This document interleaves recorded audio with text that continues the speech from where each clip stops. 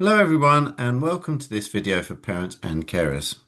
This video has been created by the online safety charity ChildNet in partnership with the Safeguarding Board for Northern Ireland and is designed to tell you everything you need to know about a key online safety topic.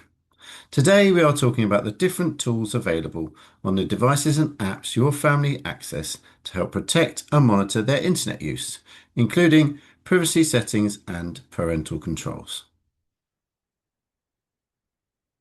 This video will cover privacy settings, digital wellbeing settings, including screen time settings, and other parental controls and settings. Before we get into the settings you can use, let's start with a note about age restrictions. Many apps and games provide age restrictions to show who their service is most suitable for, whilst others are more restrictive with rules about minimum ages provided as part of their terms and conditions. For example, most social media services state that users should be at least 13 years old. We would encourage you to support your child in providing accurate information about their age when registering new accounts, as this may mean that some settings are provided by default to protect them. As of summer 2025, there are also new requirements under the Online Safety Act for some services to restrict adult or harmful content, including pornography, so users have to prove or verify their age to gain access. These rules are intended to protect children from stumbling across this kind of content. Some of the ways a user may be asked to verify their age is providing a copy of ID, a photo, or credit card information. If your child is using a device and asks you to provide any of these on their behalf, be aware that it could allow them to get around the restrictions, so take a closer look and have a conversation before doing so. It's also worth noting that whilst many platforms have made effective changes under the new laws, some adult and harmful content is still accessible. The Online Safety Act will make a difference in helping make the internet safer for children, but it's important that you still make use of the settings available to you and support your child by talking together and offering guidance at home. Let's move on to privacy settings. Privacy settings are controls usually applied to a specific account or app, for example, on social media services like Instagram, Snapchat, or TikTok, which allow users to control who can see their profiles, posts, and other activity. The simplest example of this would be setting an account to private, which requires another user to connect with you as a friend or follower, and for you to have accepted this invitation before they can access the things you share. Some services also provide a range of more specific settings which can allow users to control who can interact with them in other ways, for example, through messages or comments on posts. Privacy settings can give parents and carers some reassurance that their child's profiles and accounts are not available publicly and provides a degree of control over who can communicate or interact with your family. Privacy settings are particularly important for anyone who is sharing personal information online. That could allow someone to work out who they are or where they can be found. For example, photos or videos that show a child in school uniform or show the outside of someone's house or their address. Additionally, it's more important than ever to protect any content that shows your child's face or their friends and family. New technology, including generative AI, now makes it possible for people to take genuine photos or videos of someone and edit or manipulate them to create realistic but fake examples of the same people in different situations, sometimes known as deepfakes. Privacy settings can help limit public access to you or your family's photos and videos, reducing the possibility of this happening. The tricky thing about privacy settings is that they look different depending on the app or service you are using. Often, they can be found hidden away in lengthy menus with several clicks required before you can find the exact settings you need. They might be labeled as account privacy or privacy settings and will often be shown with a symbol like a cog representing settings, shield for security, or padlock symbol. The best way to know how to find privacy settings on a specific app is to search the name of the service and privacy settings online. Then visit the official help or safety center for the app. This is because whilst information can often be found on other websites or in news articles, these may not be up to date. Once you've located the settings, start with the basics, such as making accounts and profiles private, so only accepted friends and followers can view posts and other information. If there are other options available, it's worth being more thorough and looking at the additional details, which might include turning off comments and read receipts. Read receipts are a setting most commonly associated with WhatsApp, which control whether other people can see what you've read, so when you've read, their messages. Some young people tell us that they can feel pressure to respond to a message immediately, particularly if they think the other person has seen they've read it and are waiting for a response. Turning off read receipts means that in direct messages between two people, they can see when a message has been delivered, but not when the other person has opened or read it. This can alleviate some of the pressure to reply immediately. Also often covered with privacy settings, your location is an important piece of personal information to keep private. Some apps have location-specific settings which you can explore, but there's also something you can be able to control through your device itself. Many phones offer location services as part of their general settings menu, which allows you to decide for individual apps whether they can access information about the location of your device, and thus you or your family. Some apps need to access your location to work properly, for example, a map app. However, most social media and games don't need this information to work, so it's always safest to disable location services for these apps, which can limit the possibility of information being shared accidentally. Look out for updates or changes to privacy settings, and whatever settings you or your child decide to use, try to test them on a regular basis. For example, try to access your profile from a different account and see what's publicly available. Okay, let's move on to digital well-being settings.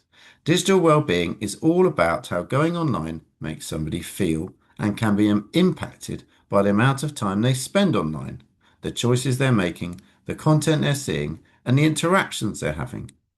Digital well-being settings have been specifically created to help someone manage the impact technology has on them day to day, and to ensure it can play a positive part in someone's life. Some examples of digital well-being settings might include timers that freeze or block access to apps after an allotted amount of time, or device modes such as bedtime or study modes, which you can personalize to create the best experience when using technology, depending on what you're doing. For example, bedtime mode might allow you to pause notifications at night time, so they don't distract you or prevent you getting a good night's sleep. Some well-being services are also available on individual apps and services. For example, content filters are now offered by many social media services and allow users to mute or block content that they may find upsetting or triggering. Digital well-being settings are useful for children and adults alike, but can be particularly helpful for young people who may not yet have the skills or maturity to recognize and regulate their own responses to upsetting or harmful content, or excessive time online. Screen time settings can also establish good habits which help young people to learn how to create a healthy balance between time online and offline. Part of the work we do at ChildNet is going out into schools and working with young people across the country. In our work, we see and hear directly from young people on a daily basis, and we know that the impact of technology on mental health and well-being is one of the most pressing concerns for parents and carers. In particular, we often hear about the potential impact of algorithms, which determine what content an account is shown based on what they have interacted with previously and what topics seem most likely to keep them engaged. If in the past a young person has liked, commented on, or even just spent time viewing content on issues like mental health, weight loss, or other similar themes, Research has shown that this may result in their algorithm showing them more or increasingly extreme versions of this content. Young people tell us that they use their own strategies to try and train their algorithm to stop showing them things they don't want to see, such as scrolling away quickly or deliberately interacting with very positive content instead. However, not all young people are aware of digital well-being settings, which can be an effective way to support these efforts as well. As with privacy settings, digital well-being settings can often be found through a specific app or service. However, you may also be able to find them built in as part of the device's operating system. For example, Apple phones provide specific digital well-being settings under the heading of screen time, and Android devices often group them with parental controls, which we'll come to in a moment. To find specific advice about the settings available to you and your family, it's worth searching online for digital wellbeing settings and the name of the app or device they're using, and we'll signpost to some helpful websites later. In terms of settings to pay most attention to, you may want to look at managing notifications, turning these off for any apps that your child is finding overwhelming, such as group chats or social media. You should also explore the screen time settings available and can tailor these to your child's needs. For example, if there is an app your child finds particularly engaging, you may choose to apply an app timer to encourage them to take a break after a certain amount of time. You can also manage your child's content preferences and block or mute certain accounts and content. If you have concerns about them, or speak to your child and help them identify particular themes or issues which they don't want to see or be exposed to when they're online. As with privacy settings, these well-being settings can be updated and changed regularly by services, so test and check them often to make sure they are still working. Finally, let's finish with parental controls. Both privacy settings and digital wellbeing settings are sometimes provided under the heading of parental controls, which are a broader category of settings specifically designed to allow parents and carers more effective management and control of their child's life online. Parental controls can be applied in a variety of ways, such as through device settings on an app or through Wi-Fi and mobile providers. They can also work in different ways. For example, there may be default settings which you can use or apply at different levels, such as low, medium, or strict. You may be able to block specific key terms or websites entirely, or you may be able to identify an account as being a child account. On things like YouTube or Netflix, this may limit what they can access, or on some social media services, it also automatically impacts the privacy settings for that account. Child accounts can often be linked with separate parental accounts to give parents and carers control over who their child interacts with or who they follow.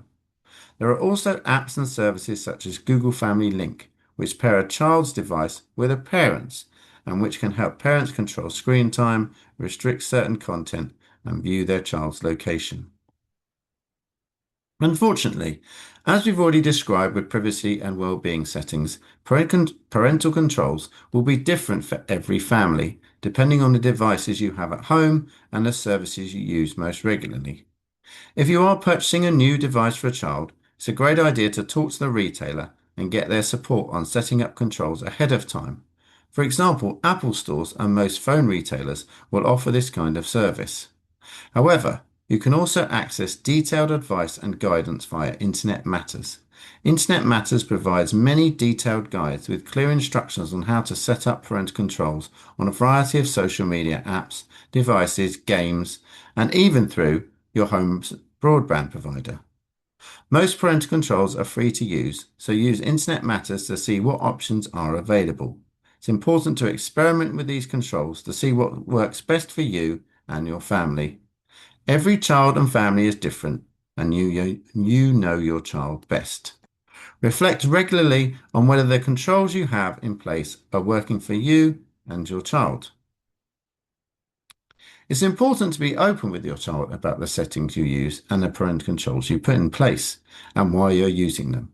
Explain to them they are there to help keep them safe when they are using devices or going online, and not about punishing them or restricting them unnecessarily. Be willing to listen to your child if they feel like their controls are too restrictive. For example, if they're limiting access to a site that can help them with schoolwork. And remember, you're likely to need to adapt your approach as your child gets older to ensure they're suitable and so that they don't feel like they're going to be under the same restrictions forever. The aim is to create an environment where it's normal to talk about both the positives and negatives of being online, and where your child feels comfortable coming to you if they want to access something but can't. Being open about where the settings have come from and showing willing to change them can also help prevent your child from trying to get around them or access things online in secret. If if they have felt the need to hide their online activity from you, it may also mean they don't tell you if they see something that worries them, as they might think they're going to get into trouble. Settings and parental controls are a great way to help protect your child from harmful and upsetting content and contact, but it's important to remember they are not perfect. Your child may still see something online that is inappropriate or that upsets them, perhaps because it's not covered by the controls you have in place, or because your child may also access the internet with friends or family away from home, where the same settings aren't there to protect them. Talk openly with your child about their online lives by showing an interest in what they like to do online. Help to build key skills so they know how to respond if they see something online that makes them feel uncomfortable, like reporting the content, and make sure they know can come and talk to you about it. If you become aware that your child is experiencing online issues or they have viewed harmful or adult content, it is really important to remain calm. Our advice is to be curious, not furious, as appearing angry and upset may make a child hesitant to seek support from an adult in the future. Instead, ask questions about the situation and remain reassuring and supportive. Sit somewhere comfortable and quiet and speak to your child to get to the bottom of how the incident has happened. This conversation may help you identify necessary changes to any settings on their devices to try and prevent something similar happening in the future. We have also produced other videos tackling specific online safety issues, including online pornography and grooming, so please listen to these for more specific advice. When supporting your child with an online issue, you may also need to report a user or piece of content like a photo or video. Reporting is a way of alerting the safety team of an app or service that someone or something has broken their rules. Illegal content and many types of upsetting or harmful content, like bullying or pornography, are not allowed on most platforms. The report feature is often shown by an exclamation mark or flag symbol, but, as with settings and controls, may be hidden in lengthy menus. It's a good idea to find the different reporting tools on the services your family uses regularly so that you can use them in the future, if needed. To make a report, you usually need to select a reason for reporting. They typically give you a long list of options. And there is sometimes an other or something else button if you cannot find the problem you are looking for. You then may be taken to a form, although not all services provide this. If this happens, complete the form with as much detail as possible and attach screenshots if you have any. For further information on reporting on specific platforms, you can visit Report Harmful Content. This website will give you instructions on how to report on a variety of apps and games, so it's a great place to go if you are feeling unsure. There are also some great specialist reporting services to be aware of, including CEOP. CEOP are part of the National Crime Agency, and their remit is grooming. For further information on grooming, please see our separate video on this issue. The Internet Watch Foundation remove child sexual abuse imagery from the internet. It's unlikely you will see this content accidentally while you or your child are online, but if you do come across an image of this kind that you think shows an under 18-year-old, you can report it via this website. Finally, we have Report Remove from Childline, a specialist reporting service created to help with the removal of nude images of under 18-year-olds. The tool is set up for children to use themselves, but you can help your child with the process. Once an image has been reported using Report Remove, the team will work to remove the image where it's hosted online and may even be able to prevent it being uploaded elsewhere in the future. Privacy settings and parental controls are a fantastic tool to help you manage your child's online life. But with so many options available and each app or service working in a different way, it can be difficult to know where to start, especially if you're less tech confident. There's loads of advice available online, and we hope you can make use of the information provided in this video. You can also make a difference by talking to your child from an early age about their online experiences and encouraging safe and responsible use of technology.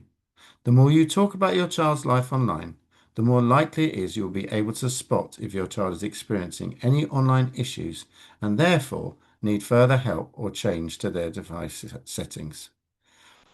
Most importantly, please also remember that you're not alone and help is available. You can speak to your child's school or college, find further advice on the SBNI and ChildNet websites, or contact a parenting or child safeguarding helpline such as those shown on the screen.